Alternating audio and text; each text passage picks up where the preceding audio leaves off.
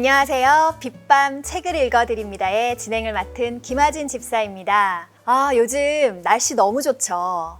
그 파란 하늘, 그리고 저희 아들의 표현에 의하자면 그 동글동글한 구름, 몽실몽실 구름이 있는 그 파란 하늘이 얼마나 예쁜지 계속 사진으로 찍게 되더라고요. 꽃이 너무 예쁘고 자연이 너무 아름답고 이런 얘기를 하니까 주변에서 네가 나이 들어서 그런 거다. 이제 그런 것이 보일 시기다. 이런 얘기를 하는데, 네, 어쨌든 저는 요즘 자연을 보면서 굉장히 감동하고 또 하나님이 주신 이 자연 만물이 정말 은혜롭다라고까지 생각이 되더라고요. 이 가을에, 이 좋은 가을에 또 빠지면 섭섭한 게 있죠. 바로 독서입니다. 네, 이전 책들과는 조금 다른, 결이 조금 다른 책을 오늘은 준비했는데요. 영화로도 제작된 적이 있는 오늘의 책은 바로 오두막입니다. 네, 이 책은요, 사실 영화로 제가 먼저 알게 되었어요. 제가 다니고 있는 회사에서 성품 교육을 하는데 그 중에서 화 해결 세미나라는 게 있었어요. 거기서 치유와 용서에 대해서 얘기하면서 이 영화를 적극 추천하더라고요. 그래서 영화 제목을 듣자마자 책을 검색했더니 나와서 주문을 했어요. 그러고 이제 책을 읽어봤는데 영화를 먼저 보고 이 책을 봤는데 책이 더 좋더라고요. 영화도 정말 감동적으로 봤는데 책이 더 좋고 좀 더 자세하게 잘 이해할 수 있게끔 풀어놨다고 보시면 될 것 같습니다. 자, 먼저 저자를 한번 소개해 드리도록 할게요. 윌리엄 폴 영은요, 캐나다 태생이고요. 부모님이 선교사셨어요. 그래서 뉴기니에 가서 자랐는데요. 그곳에서 조금 안 좋은 일을 당해요. 원주민들한테 성추행을 당했던 경험이 있는데요. 사실 이 소설이 탄생한 배경, 소재가 되기도 했습니다. 그래서 이런 아픔들, 비밀들, 기억들을 묻어두는 마음속 깊은 곳을 상징하는 게 바로 오두막이라고 합니다. 이 책은요, 원래 6명을 위해서 쓰여진 책이에요. 그러니까 윌리엄 폴 영 자체도 원래 소설가가 아니었던 거죠. 그냥 평범한 가정의 아버지였어요. 그런데 자녀가 6명이었던 거예요. 그래서 크리스마스 날 선물을 어떤 걸 줄까 고민하다가 소설을 써서 아이들한테 선물을 주면 굉장히 기억에 남을 것이다 생각하고 냅킨에다가도 적고 영수증에다가도 적고 그리고 신문 옆에 짜투리 이런 데다가도 조금씩 글을 쓰기 시작한 것이 이렇게 모여서 소설이 된 거죠. 그래서 처음에는 책도 아닌 글들을 복사를 해서 15부 정도를 주변 사람들한테 그리고 아이들에게 나눠줬대요. 그랬더니 주변 이웃들이 너무 좋다. 이거 내가 선물하고 싶은 사람이 있는데 좀 복사해주면 안 되냐.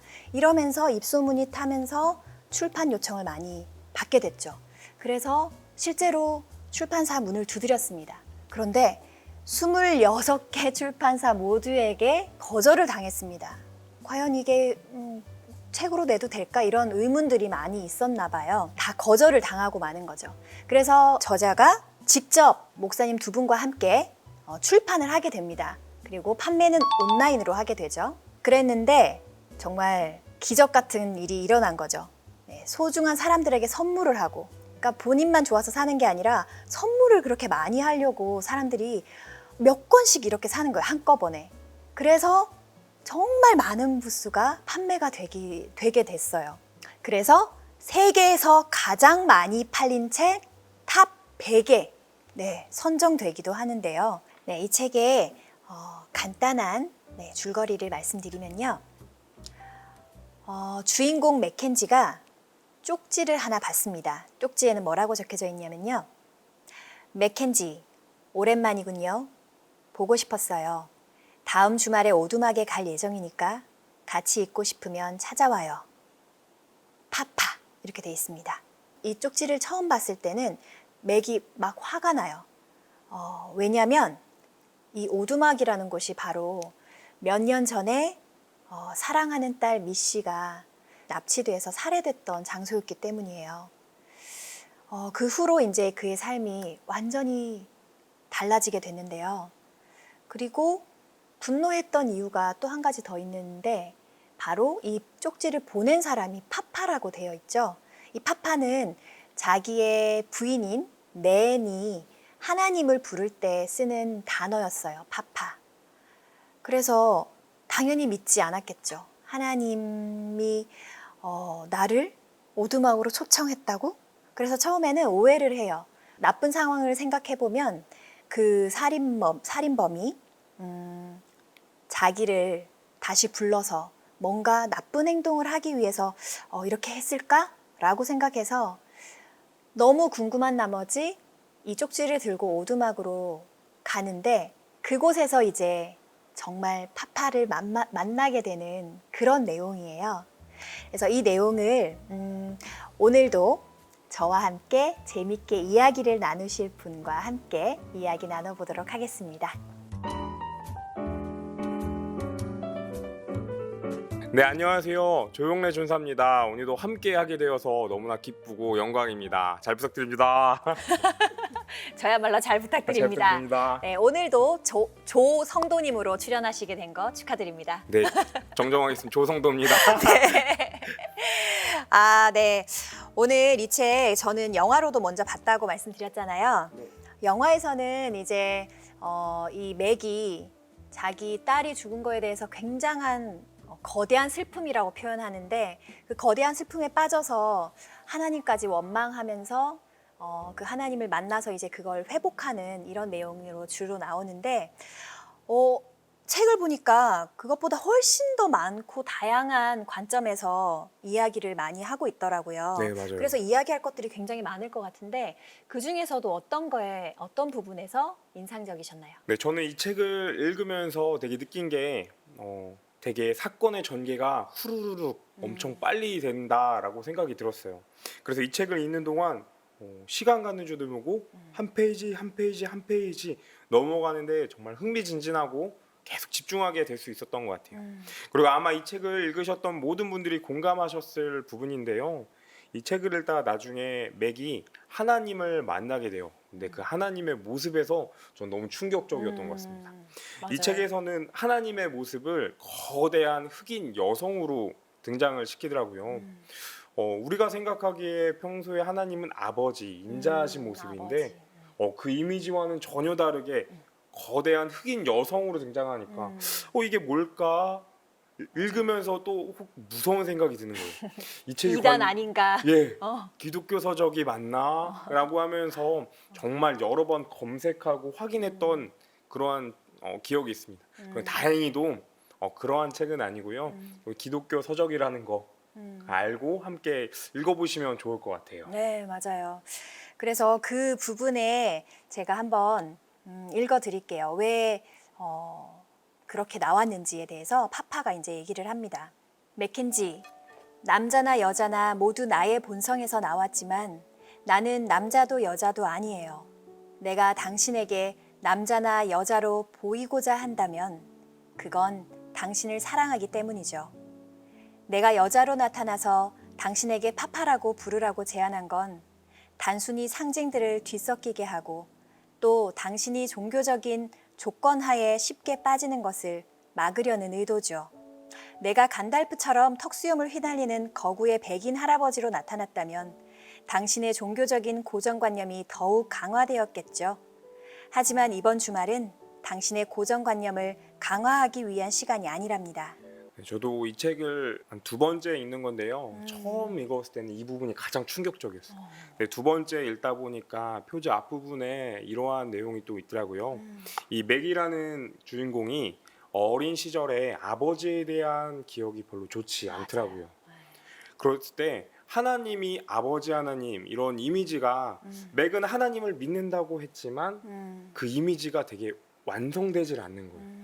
그런 맥의 모습을 아시고 하나님이 이런 거대한 흑인 여성의 모습으로 너의 고정관념을 깨겠을 거야 라는 그런 모습으로 오지 않으셨나 라는 생각이 들어요. 그래서 우리 하나님은 나의 생각보다 더 크시고 오히려 내 생각 안에 가둬놓는 게 너무 우리가 교만하다라는 그러한 좀 생각을 하게 되었습니다. 네, 맞아요. 저도 이 책을 보면서 책 전체에서 우리가 하나님에 대해서 오해하고 있는 부분들이 참 많다는 거를 깨달았거든요. 우리는 아까 계속 쭉 얘기해온 파파만 만났다고 얘기를 했는데 사실 세 사람이 나오죠.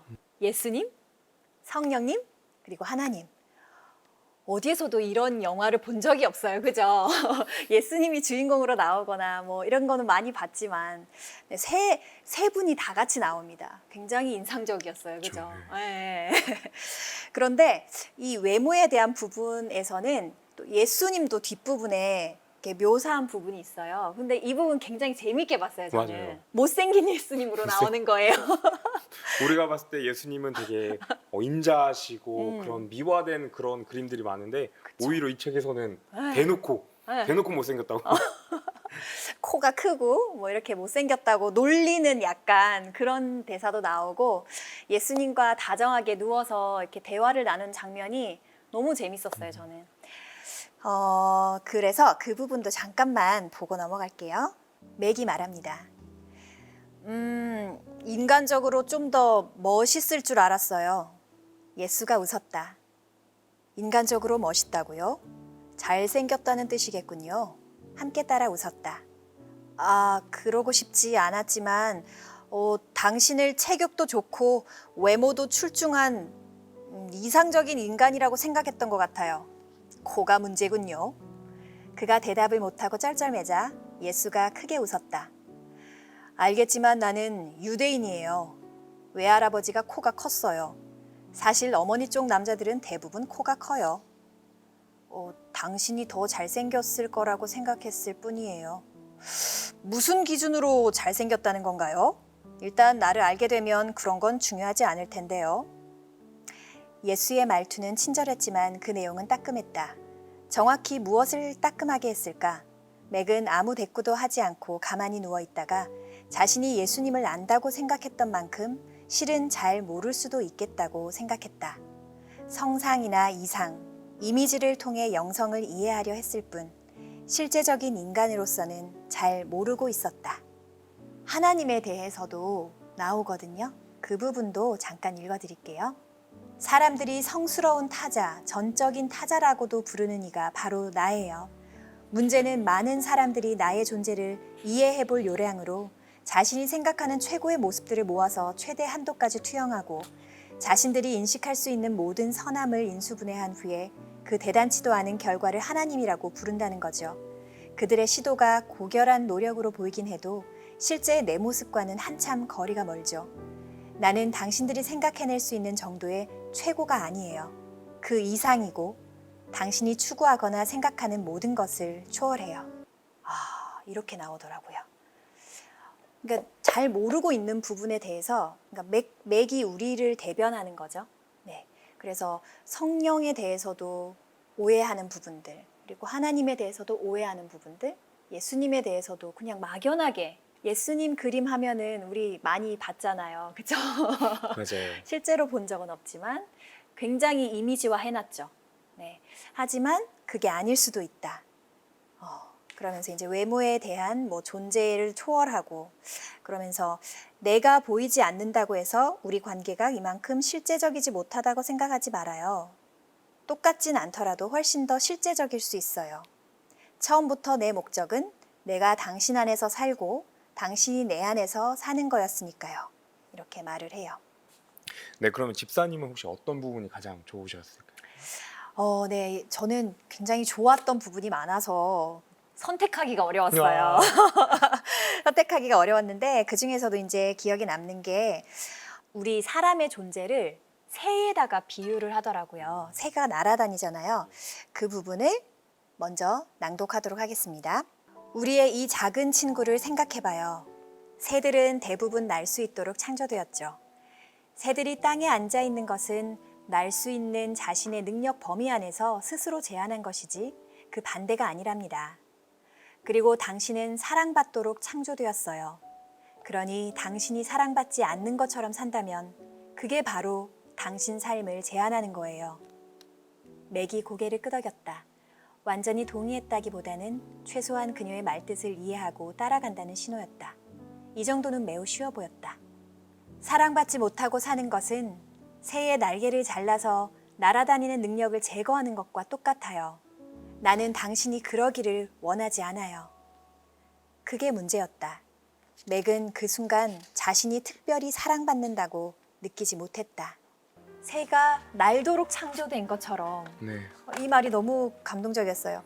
우리는 그냥 사랑받도록 창조되었대요. 이 단어 자체가 굉장히 울림이 있었는데요. 네, 저도 이 책을 읽으면서 하나님의 사랑이 무엇인지 어쩌면 말로 표현하는 게 너무 가볍게 들릴 만큼 좀 깊은 사랑을 좀 느끼는 그런 시간을 좀 가졌던 것 같아요. 이 책의 초반에 보면 맥의 딸이 납치가 되면서 이 딸이 어떻게 됐을까? 왜 맥에게 이런 상황이 왔을까라는 그러한 마음이 공감이 되더라고요. 우리도 신앙생활하면서 맞아요. 하나님 왜 나한테 이런 문제를 주시나요? 맞아요. 왜 이런 상황을 주시나요? 라고 질문할 때가 많은데 그러한 상황이 되게 오버랩이 되면서 아 어떻게 하지? 빨리 해결해야 되는데 라면서 보게 됐는데요. 이제 점점 가다 보니까 이 맥이 하나님의 사랑을 깨달으면서 알게 되는 그러한 마음들이 저한테도 좀 울려 퍼지는 그런 시간이었던 것 같아요. 네, 맞아요. 저도 그랬어요. 이제 중반부터 이제 계속 대화를 나누는 장면들이 나오잖아요. 그래서 성령님과도 대화를 나누고 하나님과도 대화를 나누고 예수님과는 거의 친구처럼 누워서 이렇게 대화를 나누고 또 굉장히 재밌었던 장면이 예수님과 함께 무리를 막 뛰어가면서 네, 거의 친구처럼 같은 인간이기 때문에 그 나머지 둘보다 당신께 좀 더 정이 간다, 당신이 좋아요라고 고백하는 부분도 있거든요.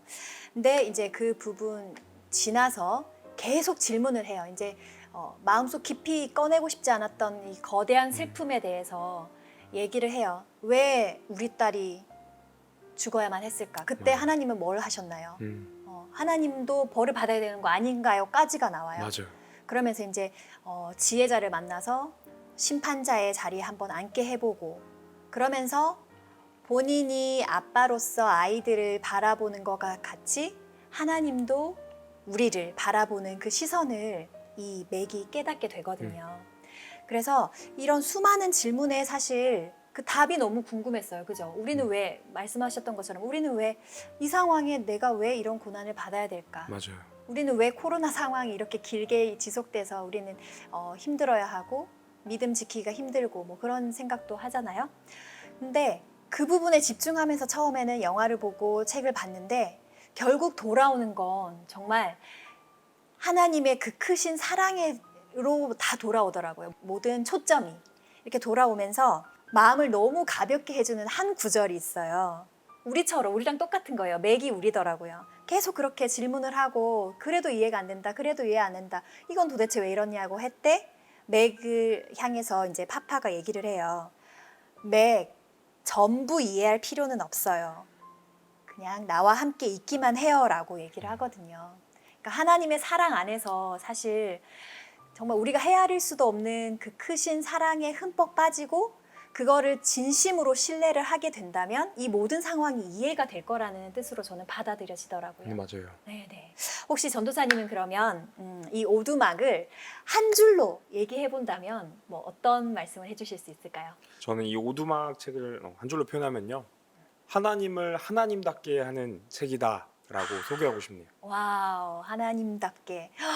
너무 좋네요. 네, 이 책을 읽을 때 우리 안에 고정관념이 좀 많이 있구나. 또 특별히 내 안에 하나님을 향한 그러한 잘못된 고정관념들이 많지 않았나라는 생각을 하게 되었어요. 내 경험에서만 속한 하나님, 또 내 생각과 또 근데 우리 하나님은 그러신 분이 아니라 나의 생각과 경험을 초월하신 그런 위대한 하나님이시잖아요. 네. 그래서 저는 이 책을 읽으면서 하나님이 정말 하나님이시구나 라는 걸 좀 깨닫게 되었던 것 같아요. 와, 진짜 하나님을 만나게끔 해주는 책. 네. 너무 좋네요. 집사님은 혹시 어떻게 네, 이해할 수 네. 있을까요? 저는 오두막은 거대한 슬픔이 아니라 거대한 사랑이다 라고 해보았습니다. 계속 이렇게 전도사님과 얘기를 하면서 딱 떠오른 문장이었거든요. 이 책에서 주인공 맥이 거대한 슬픔에 빠져서 아무것도 할 수가 없어요. 실제로 제가 굉장히 몰입할 수 있었던 이유는 저도 이제 아이들이 있으니까 그 아이들과 함께 이 영화를 보기도 했거든요. 근데 계속 영화를 보는 내내 애들을 안아주게 되더라고요. 어디 가면 안 돼? 이러면서. 그러니까 너무 감정이입이 막 깊게 됐는데 그만큼 사랑하는 아이이기 때문에 그 깊이도, 슬픔의 깊이도 엄청 깊어서 계속 거대한 슬픔이라고 나오는데 그 거대한 슬픔을 이기는 것은 하나님의 거대한 사랑을 알아야지 되는 것 같아요. 그래서 우리가 그런 내용도 나오더라고요. 나를 신뢰하지 못하는 사람을 구하는 게 가장 어렵다. 그러니까 하나님은 항상 열려 있잖아요. 우리를 도우시기 원하시고. 그런데 우리가 하나님을 먼저 신뢰하지 못하면 하나님이 돕기가 어렵다는 말이 나오더라고요. 그것도 굉장히 가슴을 두드렸어요. 그래서 이 책을 통해서 조금 더 제가 하나님을 바라보는 시선, 하나님을 사랑을 내가 얼마만큼 신뢰하고 있었지? 라는 물음표도 던지게 되고 굉장히 좋았어요. 네. 그래서 한번 다시 읽어봐야 되겠다. 네, 그런 생각도 하게 됐습니다. 네, 그러면 전도사님은 오늘 어떠셨나요? 네, 사실 이 책을 추천하는 사람이 바로 저인데요. 제가 이 책을 읽으면서 참 하나님의 마음을 깨닫게 됐던 것 같은데 오늘 또 이렇게 나누는 시간을 통해서 이 책에 제가 느끼지 못한 그런 부분들을 발견할 수 있어서 더 좋았던 것 같더라고요. 그리고 저는 아직 영화를 보지 못했는데 오늘 집에 돌아가면은 이 영화를 한 번 더 보고 이 책을 봐도 참 좋겠다라는 생각이 들었어요. 혹시 책을 읽기 어려우신 분들은 영화로도 있으니까 꼭 영화로 함께 보고 나누면 정말 귀한 시간이 될 것 같습니다. 네, 오늘 감사합니다. 네, 이 소설은요, 우리가 잃어버렸던 것들, 그리고 우리가 오해하고 있던 것들에 대한 새로운 통찰을 주고 있습니다. 소설 오두막 어떠셨나요? 이 소설이 끝날 무렵에 새로운 관계 여행을 시작하게 된 맥에게 하나님이 새로운 과제와 선물을 주십니다. 그게 무엇인지는 여러분이 확인해 보시기 바랍니다. 네, 그럼 저는 여기서 인사드리겠습니다. 감사합니다.